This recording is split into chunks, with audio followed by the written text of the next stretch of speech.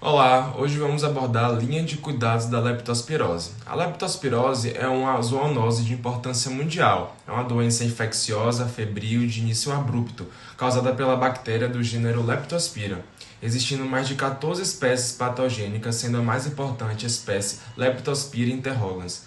As primeiras notificações de casos de leptospirose humana no Brasil ocorreram por volta de 1917, porém indícios apontam a existência anterior, porque havia confusão com os sintomas da febre amarela. Acredita-se que a bactéria chegou no Brasil com os roedores nos navios negreiros. No Brasil, é uma doença endêmica, porém se torna epidêmica em períodos chuvosos, especialmente nas capitais e nas regiões metropolitanas que têm grandes aglomerações populacionais. Essa doença é transmitida pelo contato com a urina de animais infectados ou água e lama contaminadas pela doença. No meio urbano, os principais reservatórios são os roedores, especialmente o rato de esgoto. Outros reservatórios são suínos, bovinos, equinos, ovinos e cães. A doença caracteriza-se por uma gama de manifestações clínicas, que pode variar desde infecção assintomática até fulminante fatal. De acordo com o SINAM, que é o Sistema de Informação de Agravos de Notificação, no período de 2010 até 2022 foram confirmados 4.907 casos de leptospirose, que dá uma média anual de 3.400 casos no Brasil. No mesmo período foram registrados mais de 3.900 óbitos, com média de 307 óbitos por ano. Tendo isso em vista, é perceptível que a leptospirose é um importante problema de saúde pública no Brasil. E nesse contexto surge a linha de cuidados da leptospirose, atuando nos diferentes níveis de atenção que representam um contínuo assistencial composto por promoção, prevenção, tratamento e reabilitação. Classificação da leptospirose. Podemos classificar a leptospirose em assintomática, anictérica e ictérica. Quando assintomática, há de fato a infecção, mas não há manifestação de sinais e sintomas por parte do paciente. Quando anictérica, o paciente cursa com febre, mialgia, dores no corpo, dor de cabeça, náuseas e vômitos. Passa por um período de cessação e logo após a retomada de todos os sintomas. Quando ictérica, o paciente se apresenta na sua forma mais grave, também conhecida como síndrome de Weil, onde há a presença de hemorragia, geralmente pulmonar, insuficiência renal e além da própria icterícia. Podemos também falar da leptospirose em sua fase precoce e sua fase tardia. Em sua fase precoce, os sintomas aparecem de forma súbita e tendem a ser autolimitados, como cefaleia, náuseas, vômitos e mialgia. Podemos também ter o achado clínico de sufusão conjuntival. Na sua fase tardia, os sintomas tendem a ser fulminantes e mais graves, como comprometimento renal, pulmonar e a icterícia. Saúde no Brasil. O SUS, desde a sua criação, é responsável por oferecer e garantir atendimento de qualidade de forma gratuita e universal para toda a população. Dentro dele, nós temos as redes de atenção à saúde, que são estruturas organizadas para garantir a integralidade e a continuidade dos cuidados. Essas redes atuam em conjunto com outros sistemas, como por exemplo o de vigilância epidemiológica, que no contexto da leptospirose monitoriza a doença para reduzir a sua incidência, os impactos negativos e o surgimento da doença. Então, essas redes são compostas por níveis. A atenção primária, que é sinônimo de básica, é o primeiro acesso ao SUS. Ela é composta por UBS e ESF, que é a Estratégia de Saúde à Família. Dentro delas, nós temos os médicos, os enfermeiros, os técnicos de enfermagem, os agentes comunitários e dentre outros profissionais.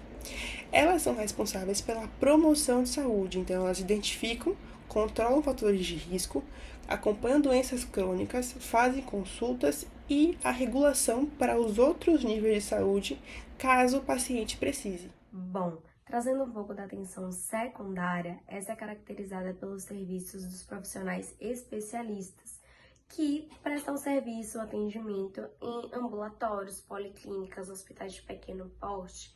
Nesse caso, os pacientes são acompanhados por uma equipe experiente em determinada área ou atividade e que fazem parte ali da evolução de cada paciente, que realizam pequenos procedimentos, exames e, quando necessário, encaminham aqueles que necessitam de recursos com maior complexidade técnica. É imprescindível, então, o papel da atenção secundária, já que complementa a atenção básica. Já na atenção terciária, essa configura os serviços de urgência e emergência, hospitais de médio e grande porte, unidade de terapia intensiva e também prestam serviços para pacientes com doenças específicas e que foram referenciados.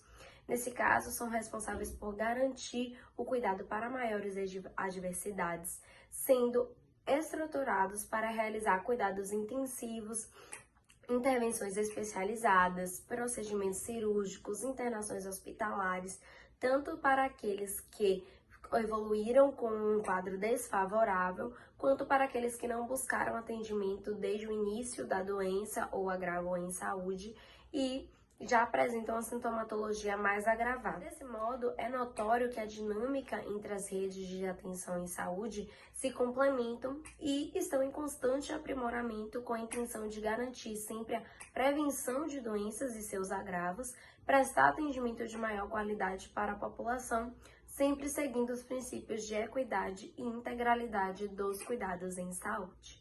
A estratégia de promoção e prevenção contra a leptospirose, ela consiste em medidas intervencionais ligadas ao meio ambiente, como obras de saneamento básico, que são manutenção das galerias e esgotos e coleta e tratamento do lixo, como também melhoria nas residências e combate aos ratos. Além disso, deve-se fazer ações para informar e conscientizar a população geral de como proteger de tal doença. As orientações para a população são para lavar bem os alimentos, principalmente frutas e verduras, usar calçados fechados em ambientes que foram atingidos pela chuva e, quando for limpar suas residências, vacinar os cães contra a leptospirose semestralmente e retirar as sobras de ração e comida antes do anoitecer e manter sempre os pratos e vasilhas limpas. A antibiótico terapia para tratamento de leptospirose na atenção primária, ela está indicada em qualquer período da doença, mas sugere-se iniciar já na suspeita clínica ou epidemiológica, pois sua eficácia é maior na primeira semana do início dos sintomas. Antes de prescrever o tratamento, deve-se excluir sinais e sintomas de alertas indicativos de tratamentos hospitalares, como por exemplo dispneia, tosse, taquipneia, alteração do nível de consciência, alterações urinárias, geralmente oligúria, vômitos frequentes, fenômenos hemorrágicos, incluindo escarros hemoptoicos, arritmia, hipotensão e icterícia. E já na ausência de sinais de alerta, deve-se iniciar a antibiótico terapia e notificar, através do preenchimento da ficha de investigação da leptospirose, e informar esse paciente dos sinais de alerta e solicitar o hemograma. O acompanhamento laboratorial deverá ser realizado entre 24 e 72 horas, conforme a avaliação clínica. O Ministério da Saúde não recomenda o uso de quimioprofilaxia como medida de prevenção em saúde pública, em caso de exposição populacional em massa por ocasião de desastres naturais, como enchentes, pois não há evidências científicas sobre o benefício e o risco de uso. O acompanhamento de pacientes com leptospirose, ele é inicialmente na unidade básica, de forma ambulatorial. Esses pacientes devem ser avaliados a cada 24 a 72 horas após o início da antibiótico terapia. Também, ele deve estar atento aos sinais de alerta e, em casos de piora do quadro clínico e aparecimento desses sinais, ele deve retornar imediatamente para a unidade básica e, assim, a sua internação hospitalar é indicada. Além disso, essa doença faz parte da lista dos agravos de notificação compulsória do SINAM, então isso deve ser uma prioridade também durante o tratamento desses pacientes. Os exames complementares para monitorização e controle hemodinâmico também são muito importantes devido a complicações potencialmente graves.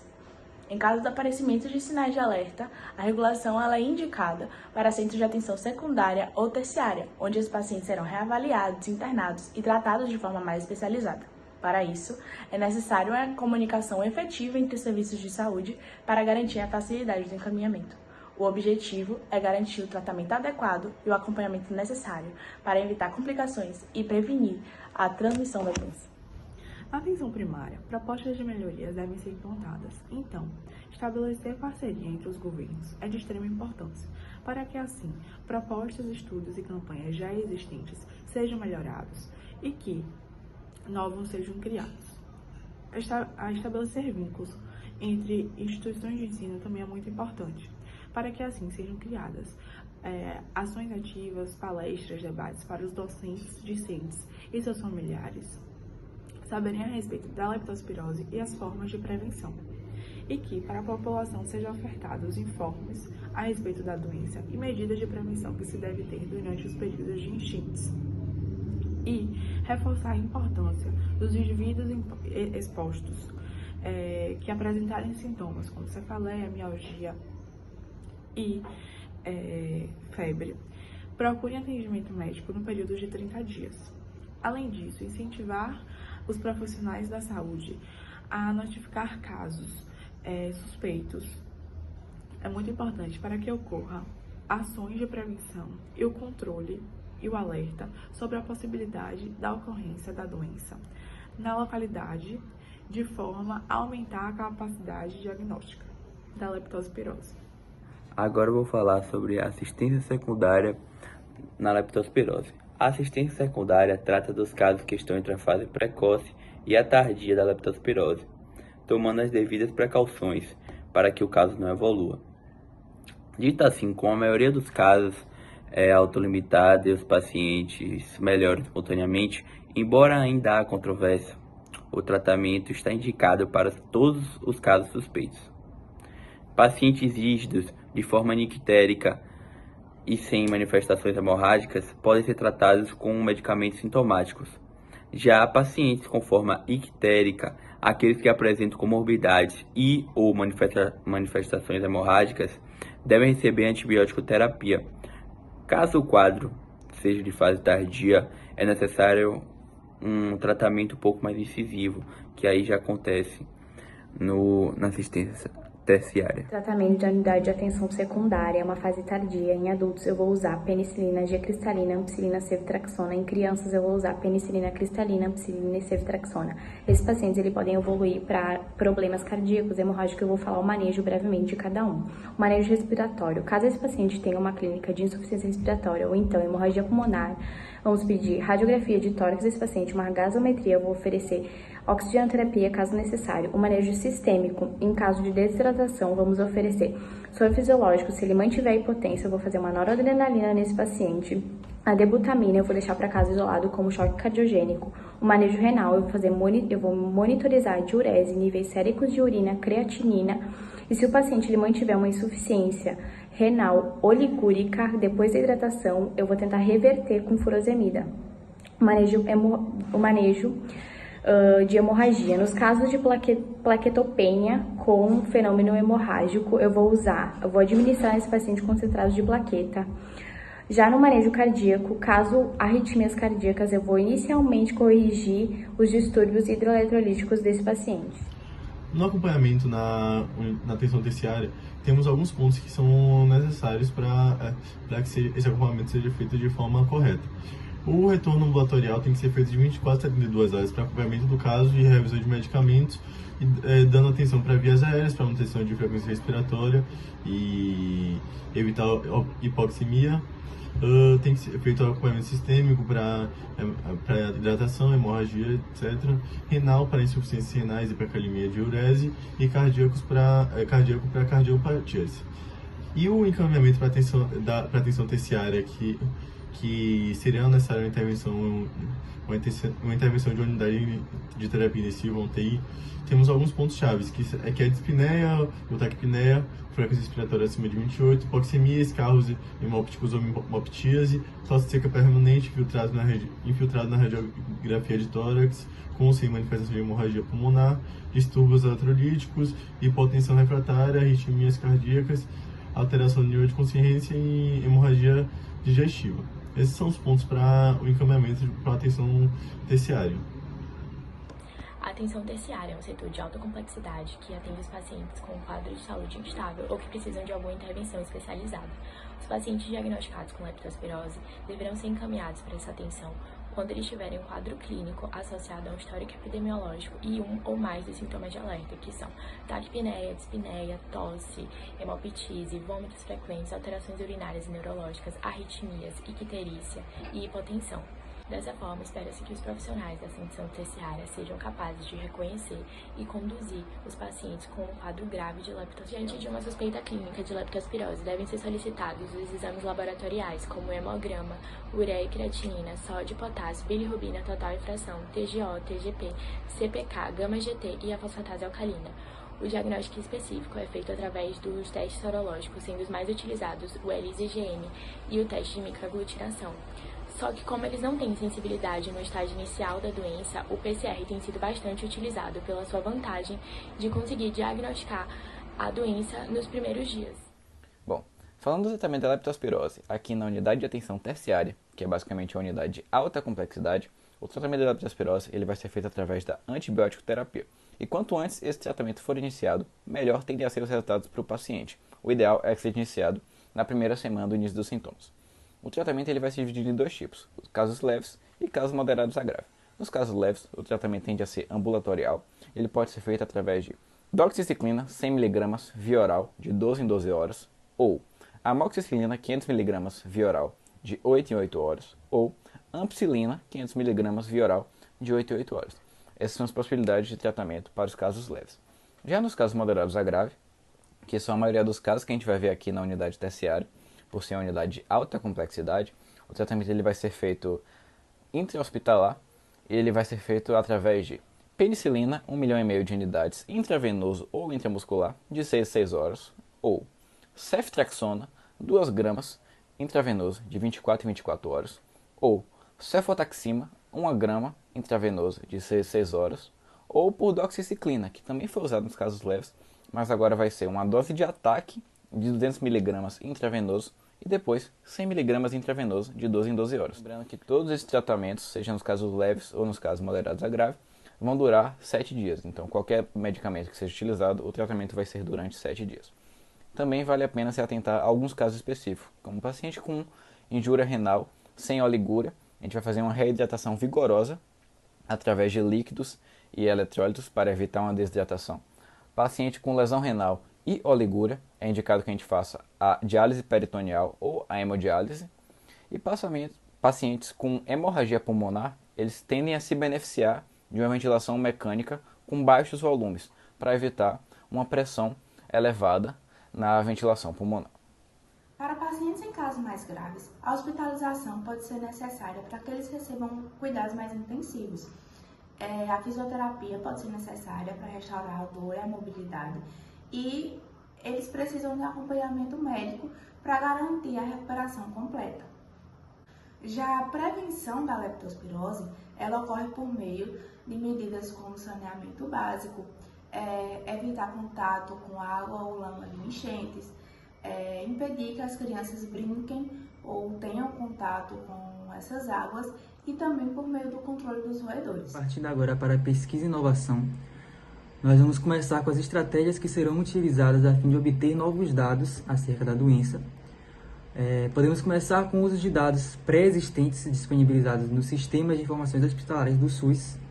Esses dados serão com base na morbidade, mortalidade, custos financeiros sociais e temos fins comparativos entre antigos e novos dados.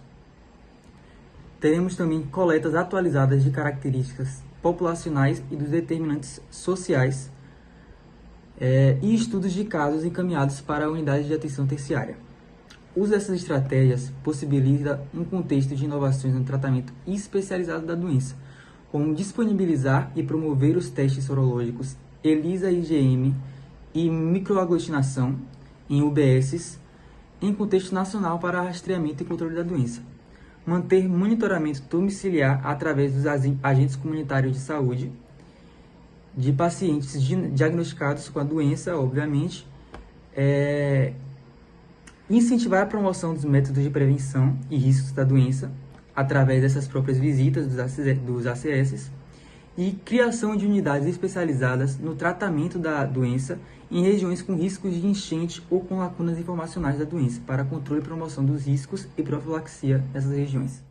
A leptospirose, como foi falado anteriormente, é uma doença endêmica no Brasil e está relacionada principalmente a fatores externos ao organismo, como, por exemplo, o saneamento básico inadequado, e, portanto, a prevenção deve ser evidenciada. Essa linha de cuidado visa principalmente a diminuição da prevalência de leptospirose em âmbito nacional. Mas antes de arranjar o melhor tratamento ou a forma melhor de detectar precocemente a doença, é importante tratar a etiologia base, que vai muito além de micro-organismos e seus hospedeiros, mas de como houve a proliferação do agente etiológico. Contudo, a prevenção por si só não engloba a linha de cuidados de forma completa, porque a demanda da população por uma assistência à doença já instalada e difundida é muito vasta. Por isso, o fluxo na rede assistencial deve estar capacitado e organizado para receber esses pacientes com leptospirose, tanto no nível primário como no secundário e no terciário. No primário, que é esse primeiro momento que o paciente chega para a gente do sistema de saúde, claro que é muito importante a gente detectar precocemente a doença e tratar de forma contínua esses pacientes. Mas o nosso objetivo não é o tratamento do paciente, mas fazer com que esse paciente não chegue até a gente, tenha saúde. Então é muito importante a gente atrelar isso a campanhas e também debates em instituições educacionais para evitar justamente que esses pacientes contraiam a leptospirose. E ao final, compreende-se então a necessidade de um acompanhamento longitudinal e com máxima aderência do paciente. A nível das atenções de saúde básicas, deverá ser ofertado também testes para rastreamento e preocupação com o rastreamento da doença. Deve-se existir também a garantia da oferta de insumos básicos para a terapia dos pacientes, além de um enfoque maior para a necessidade de uma central de regulação e para o encaminhamento do paciente a médicos mais especializados já nas atenções secundárias. Além disso, é imprescindível medidas que evitem a evolução daquele paciente ao ponto terciário de cuidado, mas que garanta também para os casos mais avançados um cuidado integral, visando a melhor recuperação possível do doente, pensando sempre em um enfoque executado, claro, de forma multiprofissional.